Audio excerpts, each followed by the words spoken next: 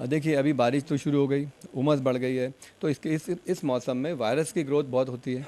हर साल आपने देखा है कि स्वाइन फ्लू के केस बढ़ जाते हैं, वायरल इन्फेक्शन के बढ़ते हैं, सर्दी जुकाम खांसी के केस बढ़ जाते हैं। इसी मौसम में बढ़ते हैं, मौसम का बदलाव इसके लिए जिम्मेदार है। ऐसे में अब जब वायरस बढ़ेगा तो ये भी बढ़ेगा, और इस वायरस को, कोरोना वायरस को भी इस समय उपयुक्त मौसम मिलेगा। इसलिए जून और जुलाई जैसे जैसे बारिश शुरू होगी, ये मान के चलिए कि हमारे देश में भी इनके रोगियों की संख्या बढ़ेगी, क्योंकि वायरस का आप एक दूसरे में स्प्रेड बढ़ता है। हम लोग अस्पताल में भी रोज़ देखते हैं कि पेशेंट आ रहे हैं जिनको सर्दी और खांसी और ज़ुकाम शुरू हो गया है, वो जोर जोर से खांसते हैं, छींकते हैं, और खांसने और छींकने से तो वायरस स्प्रेड होता है।